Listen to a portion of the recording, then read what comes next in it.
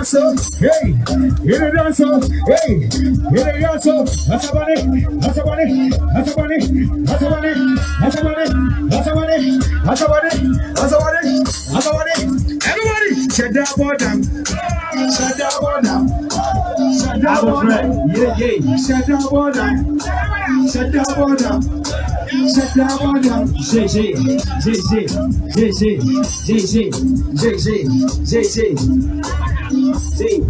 Forest 65 that have been trained under the Blue Water Initiative to protect river bodies from Galamsey operators. David, let me. So share the story with us. It's on my job. So the Minister for Lands and Natural Resources, Emmanuel Kofi Bua, he launched the government's flagship Blue Water Initiative, which is aimed at restoring polluted water resources. So as part of this initiative, he announced, this first batch of 460 Blue Water Guards, yes, who will provide 24-hour monitoring and protection of the nation's water bodies. So the minister also emphasized that the Blue Water Guards will serve as vigilant stewards, safeguarding resources from the devastating effects of illegal mining that we've all been talking about. And he's revealed that there are plans to train and deploy 2,000 guards, across nationwide in the coming months, who will assist with the garden of water. So he says the call for urgent action has never been more pressing. People often do not want us to say this, but this is a crisis of our time. At the heart of why we are here is the Blue Water Initiative, and at the heart of this initiative is the heart of the Blue Water Guard. This aims to train 2,000 individuals across the country to protect our valuable water bodies. They will serve as the frontline defenders of our water bodies and ensure that our water bodies remain a source of life and livelihood. Read that part for me again. He said they will serve as the frontline defenders of our water bodies and ensure that our water bodies remain a source of life. Okay, so David, when it comes to Facebook, the gentleman you see on the screen, according to the Ghana's chief advocate for Galamsey menace, these men you see are the frontliners that are going to fight Galamsey. You see the jokes we perpetrate in this country. And David, the reason why you didn't want to play, the reason I wanted you to play, I want people to remember this day, the 18th of March, 2024. David, I'm no prophet, but I'm giving you 3 things that will happen. These Alawoyo guys will not be paid. They will start crying and picketing for their allowances not being paid. 2, many of them will be killed. 3, many of them will be compromised. I've given you 3 things. I won't comment on this issue again. No, for the 3 things, those are the same things that I've been talking to Leo about. Because listen, over the past few years, we've tried to fight Galamsey. We've used security men, even military men, well armed, better trained than these ones. What was the result we got out of it? Although we spent so much money, what results did we get out of it? And then we've taken only a few weeks to train these people and say they're going to play the frontline role in monitoring and protecting our rivers and our water bodies. How are they going to do that? We've seen Galamsey operators. They themselves are more well armed in some instances than the forest guards, the forest officers. How many of them can swim?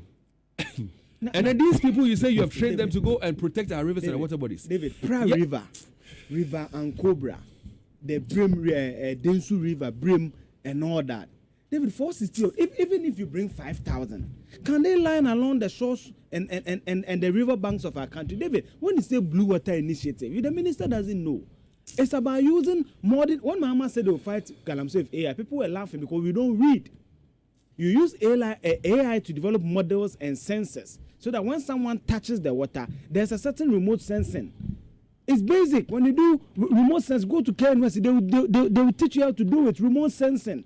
You don't need to send 460 men to a certain river. They will be killed. At one point in time, we even said we bought drones. We bought drones to fight Galamsey. The drones that never came. Yes. The drones are coming to Joy did the survey. They said that it was a battle between whether it was at the Lands Ministry or the Ministry of National Security. And they spent how much money on it? They chased their T-shirt when they called Galamsey.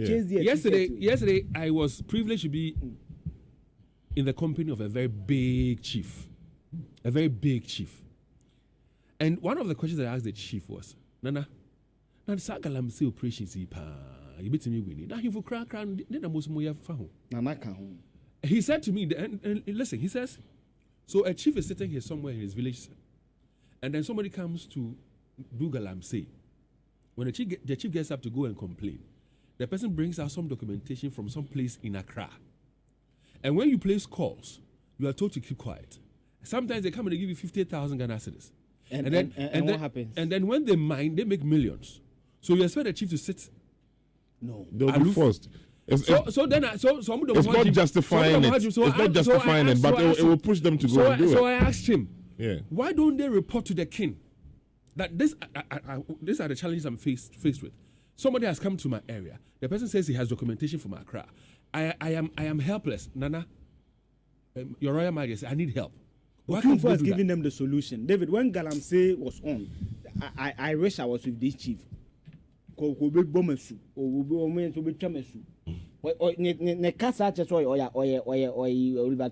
Victim. He's an accomplice. Otunfo has told you, when someone presents a documentation, you may not have the requisite know-how to verify the documentation. Take a picture, bring it to the Santiman Traditional Council. And that is why when one of Mahama's solutions to the Galamsey was on decentralizing the Minerals Commission activities to the various 261 districts. That is the solution. So if you're a chief, and most of our chiefs are going to school, they are master's degree holder, they are surgeons, they are doctors, they are lawyers. You cannot tell me that you cannot verify a single. You don't allow me to learn. You know, when I asked him that question, I said, why don't they take it to His Royal Majesty? You know what he then said? I want to make us all a victim, no, come say a victim or accomplice. I heard him say, He's part of the thing. And yesterday to Dr. Dumbe, you know, our very good friend, the guy who does a lot of conversations with them when it's the Salah time. Yeah. Dr. Dumbe from KMS. Yeah. Dr. Dumbe also called me and he was like, David, you and Erasmus have spoiled my day. I'm like, Dr. Dumbe, what have we done? So you make it seem as if the whole thing has no end. I'm saying, Doc, but from what is happening, from what you are reading, from what you are seeing, from what you are hearing, do you see an end in sight? It has an end. For me, and the end lies with the very people. Yeah. If the politicians want us to end, it will end. It will end. It has played, you know, so many times for me. It's like a, you know, how do you say, broken record. So it doesn't surprise me anymore. When are they ending the Ramadan? I didn't ask him about that. Okay. He has this student who is also concerned about the environment. And the guy has also done some documentary. We are done discussing Galamsey. I'm talking about Salamit. Call him and ask him about Salamit. But I'm saying that he has this young student who has put together a documentary. And then the guy wants to talk some more about Galamsey. And I'm listening. Once I have your number now, don't worry. We'll talk about Galamsey some yesterday. You know, the next time we're going to have another conversation. You know one thing that we are overlooking. Sometimes when we talk about the environment, we think that it's the earth that we are destroying. Dave, human activity cannot destroy the earth, though. This planet has seen so many devastations in the past, but it still survived. Ask yourself, when it gets worse, who is going to suffer? All these things, when the time comes and we don't have food to eat, we are going to die off. The earth will continue. But Erasmus, the point is this, Mr. Erasmus, Leo, the air that we are breathing is polluted. The water that we're drinking is polluted. The food we are eating are all polluted. What else is left? Oh, so we are doing it to ourselves. Good morning. Yeah, good morning, David. And how are you doing? I'm fine. And you? Charlie, hanging in there. Man. You're hanging in there. Okay. All right.